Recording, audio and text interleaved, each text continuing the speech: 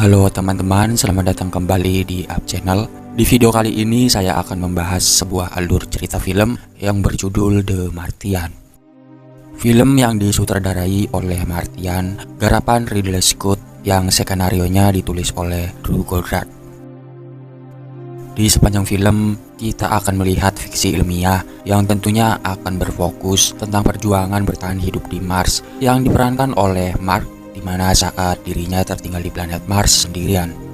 Film ini tayang perdana di Festival Film Toronto pada tahun 2015 dengan durasi 141 menit. Kisah perjuangan Mark dan usaha tim NASA untuk menyelamatkan diri dari Mars menjadi menit-menit mengesankan yang mungkin akan disukai oleh banyak penonton. Oke, tak perlu lama-lama lagi, kita langsung saja ke alur cerita filmnya. Film diawali dengan menceritakan ketika ilmu pengetahuan sudah semakin maju, di mana NASA mengirim kelompok yang dipimpin oleh Komandan Melissa Lewis yang akan menjalankan misi di salah satu lokasi di Mars dengan 30 misi yang harus mereka tuntaskan.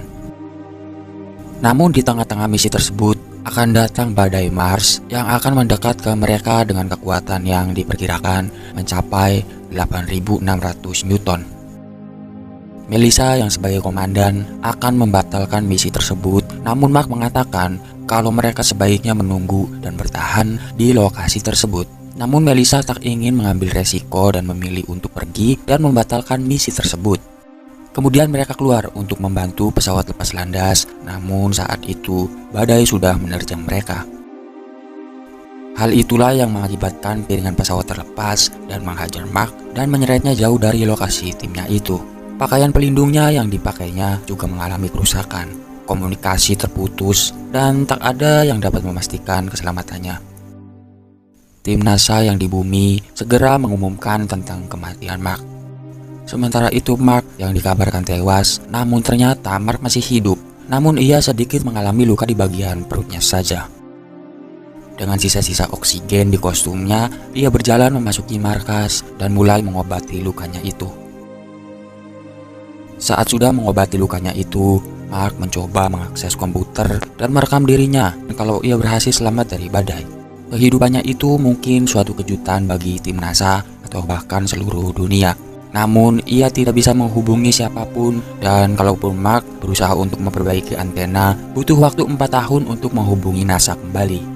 Dengan peralatan seadanya dan sisa makanan, Mark diperkirakan hanya bisa bertahan selama 30 hari saja. Tapi bagaimanapun, naluri Mark untuk bertahan hidup sangatlah kuat. Singkat cerita, pada hari ke-21 setelah ia bosan dengan kegiatannya, Mark pun menghitung persediaan logistik dan ia memperkirakan bisa bertahan 3 tahun di lokasi tersebut.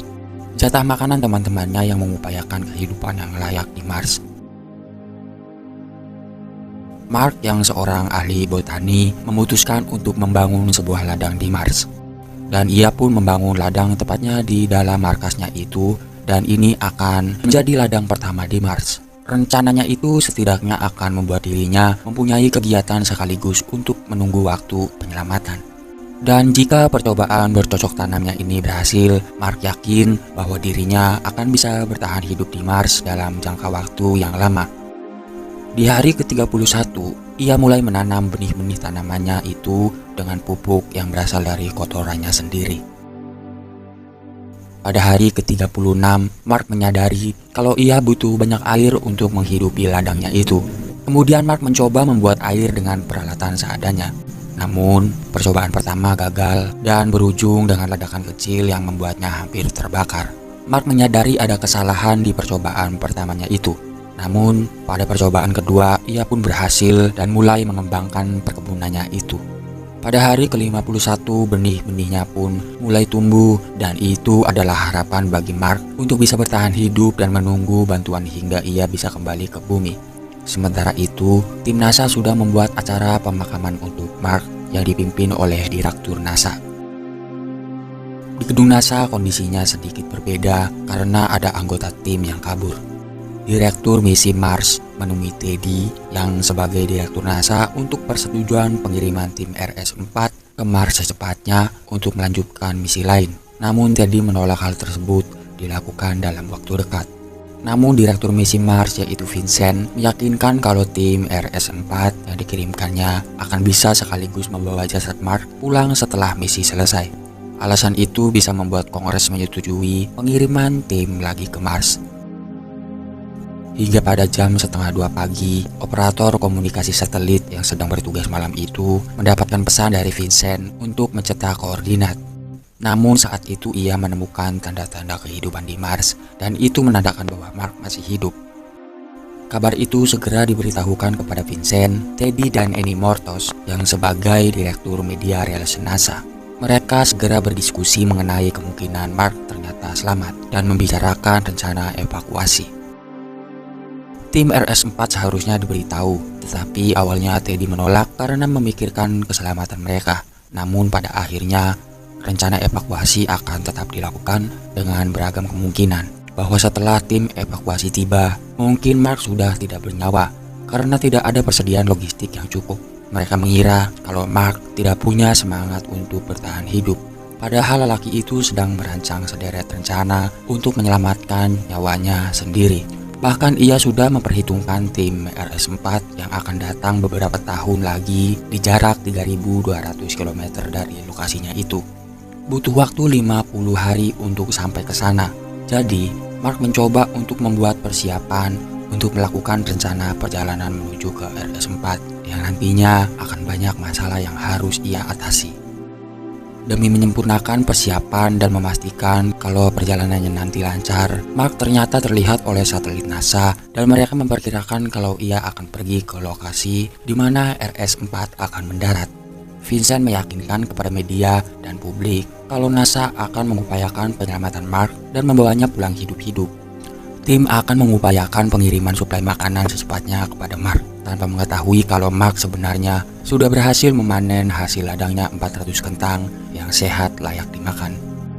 Mark sudah tidak berharap lagi bisa berkomunikasi dengan NASA, tetapi ternyata di hari ke-79 ia menemukan sesuatu di radar. Vincent dan Mandy terus memperhatikan gerak-gerik Mark di satelit. Setelah memperkirakan rencana Mark yang ingin menghidupkan alat komunikasi yang hilang, dan akhirnya mereka bisa berkomunikasi dua arah meskipun tanpa suara. Yang ada hanyalah gerakan kamera sebagai jawaban komunikasi, dan itu berhasil membuat tim NASA bisa mengetahui keadaan Mark lebih dini. Dukungan diberikan pada Mark dan informasi tentang rencana penyelamatan pun diberitahukan. Mereka juga sangat berharap kalau Mark bisa selamat dan bisa tetap hidup kembali ke bumi. Namun ketika Mark mengetahui kalau timnya tidak diberitahu ia masih hidup, Mark sangat kecewa dan sangat marah. Namun akhirnya tim NASA mau memberitahu timnya kalau Mark masih hidup dan itu menjadi kejutan bagi timnya. Mereka sangat bersalah karena telah meninggalkan Mark. Mereka pun ingin mengetahui perkembangan yang dilakukan oleh Mark. Sejauh ini tak ada kendala yang dihadapi oleh Mark hingga di hari ke-134. Namun pada hari itu terjadi ledakan di markasnya akibat tekanan yang membuat kostumnya bocor. Oksigennya pun hampir habis yang mengakibatkan nyawanya terancam. Kentang-kentang yang ditanamnya juga mati akibat dari ledakan tadi. Mark hampir putus asa. Perhitungannya untuk bertahan hidup sampai evakuasi penyelamatan tidak bisa diandalkan lagi. Kemungkinan hanya bisa bertahan hingga 868 hari dengan persediaan logistik yang dimiliki. Namun Mark tidak mengatakan apa-apa mengenai kondisinya agar teman-temannya tidak khawatir, tapi ia cukup senang bisa berkomunikasi dengan mereka. Namun daya juang Mark ternyata belum habis. Ia memperbaiki markas yang meledak, lalu menstabilkan tekanan dan berharap bisa menanam lagi. Mark tahu harus ada upaya yang dilakukan agar bertahan hidup jauh lebih lama. NASA pun meningkatkan upaya mereka dengan merencanakan evakuasi lebih cepat dari rencana sebelumnya. Rich, yaitu seorang ahli astrodinamis, memperkirakan kalau peluncuran roket probe berisi suplai makanan bisa jauh lebih cepat dan mudah dengan perhitungan barunya. Pada hari ke-154, Mark sudah sangat menghemat jatah makanannya. Singkat cerita, roket diluncurkan dari bumi dan mengalami kegagalan. Suplai makanan yang menjadi harapan Mark pun hilang. Mark mulai berpikir kalau ia tidak akan selamat. Ia pun membuat permintaan terakhir jika dirinya tidak bisa diselamatkan. Sementara itu di gedung administrasi luar angkasa Cina yang melihat hal itu mulai berpikir untuk membantu NASA untuk melakukan misi penyelamatan. Karena mereka juga telah memperhitungkan rencana peluncuran ke orbit Mars. Di saat yang bersamaan, Rich pun sudah berhasil menemukan perhitungan yang tepat untuk menyelamatkan Mark. Ia pun langsung menemui Vincent dan mengatakan kalau tim RS-3 bisa melakukan pengiriman suplai di hari ke-561 dengan perhitungannya. Ia juga menjelaskan itu di depan direktur, namun Teddy tidak mau mengambil resiko besar yang akan menewaskan kru RS-3. Hanya saja akhirnya tetap mengirimkan rencana itu dan membiarkan kru RS-3 membuat keputusannya sendiri. Mereka sepakat untuk membantu mengirim suplai makanan untuk Mark. Mark pun punya harapan hidup lagi. NASA juga memberitahu agar pihak CNSA tetap membantu mereka dalam mengirim suplai. Roket pun mulai diluncurkan dari Cina. Tim RS-3 memulai putaran mereka di bumi dan Mark bersiap untuk aksi yang akan menentukan keselamatan dirinya. 7 bulan berlalu sudah hari ke-461. Mark berencana untuk mengambil jatah makanan milik tim RS-4 yang sudah diberikan izin terbang ke Mars. Singkat cerita, pada hari ke-517, kabar buruk terdengar mengenai Hermes yang tidak akan bisa pulang karena kehabisan bahan bakar yang tidak cukup serta beberapa kendala yang ditemukan untuk membawa Mark pulang. Hari ke-538 di bawah tempat yang harusnya menjadi lokasi pendaratan tim RS-4 yang memperlihatkan Mark sudah sampai di lokasi tersebut. Kemudian ia memulai rencana yang telah diberikan dan diperhitungkan oleh NASA untuknya. Ia akan melompat keluar angkasa dengan pesawat yang telah ia kurangi bobotnya sesuai arahan NASA untuk mencapai Hermes. Hermes mencapai orbit Mars dan Mark terlihat akan memulai persiapan untuk meninggalkan Mars. Di bumi, publik sudah menunggu kedatangan Mars dengan cemas. Saat tiba waktunya, Mark sudah bersiap untuk memulai aksinya dengan baju astronotnya. Setelah mendapatkan komando dan bersiap lepas landas untuk menuju luar angkasa dengan tekanan yang sangat kuat. Detik-detik yang menegangkan itu membuat Mark tak sadarkan diri karena tekanan yang kuat yang diterimanya. Saat itu terjadi kendala baru karena ada beberapa hal yang di luar perhitungan mereka. Ketika Mark tersadar, ia menyadari kalau tulang rusuknya patah. Dan Melissa membuat keputusan lain yang sangat beresiko di menit-menit terakhir penyelamatannya itu. Ia membuat bom ledakan agar ada dorongan yang bisa membuat Mark menyentuh Hermes. Keputusannya itu ternyata tidak terlalu membantu. Dengan mengandalkan dorongan gas dari baju pelindungnya, ia pun berhasil ditangkap oleh Melissa dan kembali ke Hermes.